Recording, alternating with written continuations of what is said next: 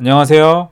오늘은 반도체 관련된 ETF 중에 SOXX라고 하는 ETF가 있거든요. 이제 이게 미국에 상장돼 있는데 가장 시가총액이 반도체 관련된 ETF 중에서는 높고, 그리고 우리나라에 주로 이제 투자하시는 분들은 삼성전자 하이닉스에 투자하시는데, 너무 그러면 메모리 반도체에 치중된 투자가 되거든요. 그래서 상당히 위험할 수가 있어요. 근데 이 SOXX라는 ETF는 미국에 상장돼 있는데, 주로 비메모리 분야에 투자하는 ETF예요. 그래서 미국은 우리와는 다르게 메모리 산업보다는 비메모리가 거의 90% 이상을 차지하고 있거든요. 그래서 제가 보기에는 변동성도 좀 어느 정도 낮고, 우리나라 메모리 산업에 비해서는 낮고 하기 때문에 SOXX에 투자하는 게 훨씬 안정적이라고 생각이 되거든요.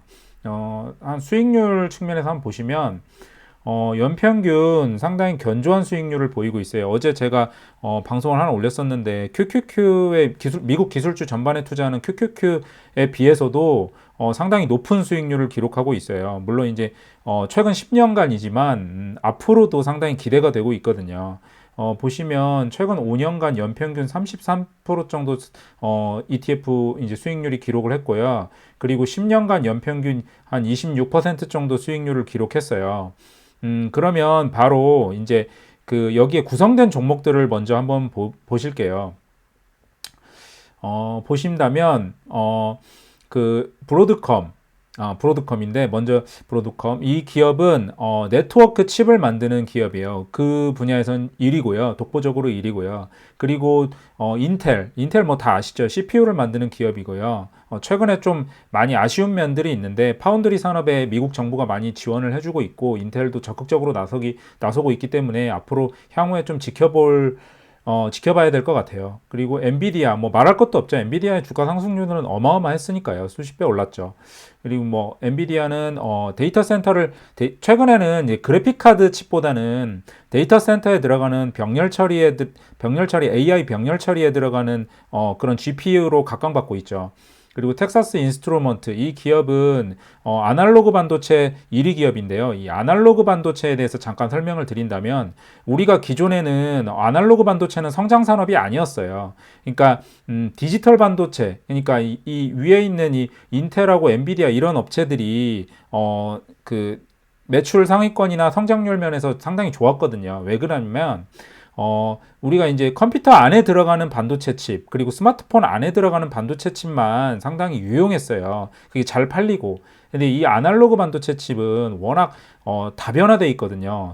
그러니까 그 한꺼번에 많은 그 수량을 찍어낼 수가 없어요. 그리고 왜 그러냐면, 뭐 이게 주로 자동차나 뭐 이런 그 우리가 센싱이 필요한 반도체예요. 그러니까 말 그대로 아날로그. 그러니까 어떤 우리가 물리적 신호를 받아들여서 이거를 컴퓨터나 이런 쪽이 읽어드리도록 변환을 해주는 그 센서 역할을 해주는 칩이거든요, 대부분. 그래서 빛이나 뭐 소리, 뭐 충격, 이런 물리적인 뭐 그런 물리적인 걸로 이렇게 센싱을 하는 거, 그런 칩들을 만드는데, 그런 게 기존에는 별로 필요가 없었죠. 근데 우리가 앞으로 이제 자동차 자율주행 시대나 뭐 우리가 쓰고 있는 우리가 전자제품들이 이런 센싱 기능이 필요한 전자제품들이 상당히 많아졌어요. 로봇 청소기나 뭐 이런 것도 있죠. 그러니까 갈수록 사용처가 많아지는 거예요. 그래서 이번에도 자동차 반도체 품귀 현상이 일어났던 게, 과거에는 자동차 반도체가 별로 필요가 없었어요. 근데 요즘에는 자동차를 운전하는데 편의사항이나 이런 것들이 상당히 많이 사람들이 실제로 이용하고 있죠. 저 같은 경우에도 후진할 때나 뭐 이럴 때 센서가 없으면 상당히 불안하고 운전을 하기가 상당히 어렵거든요. 그리고 후방 카메라도 달려있지 않는 차를 운전할 때는 상당히 어려워요, 운전하기가. 그리고 심지어는 전방 센서도 달려있고, 그리고 앞에 전방에도 카메라가 달려 있어서 충돌 방지나 뭐 이런 거, 그리고 제가 운전하면서도 볼 수 있고, 그런 것들을 상당히 사람들이 이미 우리는 반자율주행에 접근하고 있는 거예요. 그래서 이 텍사스 인스트루먼트 같은 기업이 상당히 고성장을 누릴 수가 있다는 거죠, 앞으로도. 그리고 다음으로 이제 아날로그 반도체에 대한 설명은 여기 대충 알아들으셨죠. 이 정도면 알아들으실 수 있을 거예요. 그리고 퀄컴 같은 경우에는 그 스마트폰에 들어가는 AP라는 칩이 있어요. 이 칩은 그러니까 컴퓨터로 따지면 CPU 역할을 하는 거예요. 그거를 이제 저전력 고효율로 만드는 거죠. 그러니까 퀄컴이 이 분야에서는 1위예요. 그리고 삼성도 물론 그러니까 퀄컴이 만드는 AP의 이름은 참고로 스냅드래곤이라고 하는 AP 칩이 있어요. 그리고 삼성전자가 만드는 AP 칩이 있는데 그거는 엑시노스라고 여러분들이 많이 들어보셨을 거예요. 근데 삼성도 국내나 있던 그 저개발 국가나 아니면 이제 개발도상국 이런 쪽에 파는 그런 쪽 스마트폰은 AP 칩 자사가 만든 AP 칩인 엑시노스를 집어넣는데 북미권은 수출할 때 그걸 넣을 수가 없어요. 거의 이제 통신 그런 쪽은 그 국가에서 통신 그 규약이나 이런 거를 통과를 시켜줘야만이 수출을 할 수 있거든요. 그래서 잘 그런 거 통과가 안 돼요. 그 자국에 있는 칩을 써야죠. 어차피 그게 좀 암묵적인 거예요. 그게 그래서 그 규제를 통과하기 위해서나 그런 것 때문에 퀄컴 칩을 사용하고 있고요. 그리고 마블 이 회사도 이제 아까 아날로그 칩을 만드는 회사인데 이 회사의 이제 주력 상품은 뭐 이제 그 스토리지 그 하드 여러분들 이제 컴퓨터에 들어가는 자기장 디스크나 아니면 SSD 요즘에 SSD를 많이 쓰죠. 그런 그런 쪽을 컨트롤하는 컨트롤 칩을 주력으로 하고 있어요. 그리고 네트워크 쪽도 최근에는 네트워크 칩도 확장하고 있어요. 그리고 아날로그 디바이스 이쪽도 아날로그 칩 강자예요. 그러니까 거의 지금 보면은 아날로그 칩 회사들도 있고 그리고 디지털 칩 회사들도 있는데 공통점은 팹리스 업체들이고요. 인텔 빼고는 거의 팹리스고요.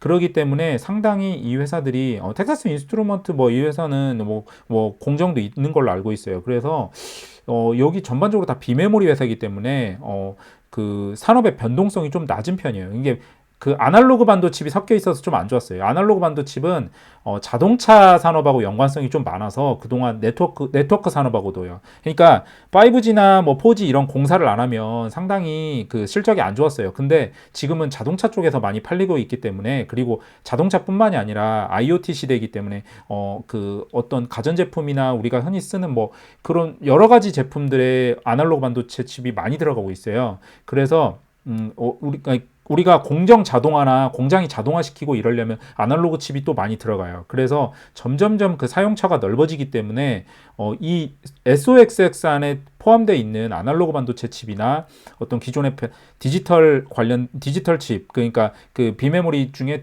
디지털 쪽 그리고 아날로그 쪽 다 반도체 쪽이 지금 호황이거든요. 그리고 이거는 AMD예요. 어드밴스드 마이크로. 이쪽은 AMD 뭐 다 아시죠? 이쪽도 CPU 뭐 이쪽에 강자죠. 그리고 인텔을 따라잡고 있죠. 그리고 여기는 어플라이드 머티리얼즈라고 해서 이쪽은 반도체 그 장비 탑인 업체예요. 이 기업도 좋은데 저는 개인적으로 ASML에 투자하고 있거든요. 반도체 장비 회사에 따로 투자하시고 싶으신 분들은 ASML을 투자하시는 게 상당히 좋아요.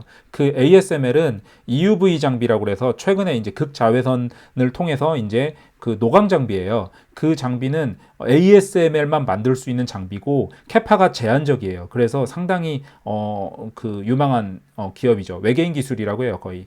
그러니까 이 기업도 좋지만 ASML을 투자하신 게 번외로 제가 말씀드린 거예요. 그리고 KLA라고 하는 이 업체는 그리고 웨이퍼 검사 장비거든요. 이 업체도 거의 50% 이상의 시장 점유율을 차지한 독점 기업이에요. 그러니까 여기 있는 기업들 전부 다 어떤 독과점적인 요소가 있고 그리고 서로 아날로그 반도체만 투자하고 싶기도 하고 뭐 이런데 그렇게 투자하시는 것보다는 이 폭넓게 그 디지털 반도체, 아날로그 반도체 폭넓게 비메모리에 투자할 수 있으신 거예요. 그러니까 비메모리 반도체의 종합 선물 세트. 그렇다고 이 KLA나 뭐 어플라이드 머티리얼즈 이 회사들이 삼성전자나 하이닉스에 납품을 안 하느냐? 삼성전자, 하이닉스 이 업체 없으면은 그 설비 투자할 수 없어요. 반도체 생산 불가능해요. 메모리 반도체. 그러니까 메모리 반도체나 어떤 비메모리 반도체든 여기에 종합 선물 세트 같은 존재다. 그래서 상당히 좋은 포트폴리오를 구성하고 있다. 그것만 아시면 되고요. 그리고 주가를 다시 한번 보신다면 5년간 SOXX는 한 349% 정도 수익률을 올렸고요. 상당히 견조한 수익률이죠. 이 수익률은 어제 제가 설명드렸던 QQQ QQQ가 200한 3, 40% 230% 정도 되는데 그 수익률을 또 제쳤어요. 더 수익률 측면에서 좋죠. 그렇지만 QQQ도 투자하시는 게 좋죠. 왜 그러냐면 QQQ는 빅테크에 투자할 수 있잖아요. 그 마이크로소프트나 구글 이런 업체들에 투자할 수 있기 때문에 상당히 성향이 다르다고 보시면 되죠. 이게 언젠가는 또 거기가 추월할 수도 있고요. 얘가 쉴 때 QQQ가 갈 수도 있고요. 그리고 삼성전자 한번 비교해 볼까요? 우리의 삼성전자 5년 동안 상당히 아쉽죠. 116%. 그리고 하이닉스 5년 동안 156%. 코덱스 반도체, 우리나라 반도체 시장에 전반적으로 투자하는 거. 하이닉스와 기타 반도체 장비 소재 업체들의 분산 투자돼 있죠. 81.7%. 처참하죠. 그래서 이렇게 과거의 주가로만 설명을 할 수는 없지만 과거가 모든 걸 앞날을 대변하는 건 아니지만 아까 이 종목들을 보시면 알겠지만 이 기업들을 보시면 알겠지만 만만치 않거든요. 메모리 반도체는 산업의 변동성이 엄청나게 심해요. 보시면 알겠지만 삼성전자 뭐 휴대폰 사업도 있고 가전 사업도 있지만 메모리 반도체가 절대적인 비중이기 때문에 D램 반도체 업황에 따라서 파운드리 뭐 기대하시는 분들도 있지만 파운드리 경쟁력은 TSMC나 이런 업체들에 비해서 상당히 아직은 삼성전자가 대적할 만한 수준은 아니거든요. 그래서 이 변동성 보시면 어마어마해요. 그리고 하이닉스도 보면은 뭐 말할 것도 없죠. 메모리 산업 변동성하고 똑같아요. 삼성전자보다 변동성이 높지만 삼성전자나 하이닉스나 주가의 상관관계는 거의 비슷하다고 볼 수 있어요. 변동성은 삼성전자가 좀 낮지만요. 그리고 코덱스 반도체 이거 어마어마하죠. 그러니까 이렇게 변동성이 높은 메모리 반도체 산업에 투자하는 것보다는 이렇게 좀 안정적인 비메모리 산업, 그러니까 이게 메모리 산업은 이 스팟 가격, 그러니까 현물 가격에 따라서 엄청나게 변동성이 심해요. 그러니까 재고를 쌓아놓을 수 있어요. 서버 그 업체들이나 뭐 이제 마이크로소프트, 구글 뭐 이런 데가 서버, 아마존 이런 업체들이 좀 반도체 가격 뭐 이렇게 좀 메모리 반도체를 확 샀다가 쟁여놨다가 메모리 반도체 가격이 너무 오르면 안 살 수도 있어요. 그러니까 이거는 가격이 올라서 폭리를 취해도 언젠가는 또 지금처럼 또 실적 우려감 때문에 폭락할 수도 있는 거고 이러거든요. 근데 이거는 적립식으로 모아가기 상당히 좋아요. 비메모리 쪽은 업황의 변동성이 그렇게 높지 않아요. 그리고 앞으로는 자율주행이나 어떤 AI, 우리가 유튜브나 이런 거 제가 찍고 있는 유튜브나 이런 것들이 다 AI로 여러분들한테 영상을 추천하거나 여러분들의 맞는 알고리즘을 돌려서 추천하는 거죠. 그러니까 이런 쪽에 쓰임새가 상당히 많기 때문에 우리가 데이터가 늘어나면 늘어날수록 메모리 반도체 수요도 늘어나지만 비메모리 반도체는 수요는 더 이렇게 높아지는 거죠. 그리고 갈수록 그리고 더 필요한 부분이 더 많아지니까요. 자율주행차도 그렇고. 그래서 오늘은 그 비메모리 반도체 투자하는데 가장 좋은 분산 투자가 잘 돼 있는 SOXX라고 하는 미국 상장 ETF를 제가 방송을 해봤습니다. 앞으로도 더 좋은 ETF 종목, 다음에 반도체 관련된 미국에 상장된 업체도 제가 ASML도 방금 말씀드렸잖아요. 제가 투자하고 있거나 앞으로 투자할 종목들에 대해서 설명해 보겠습니다.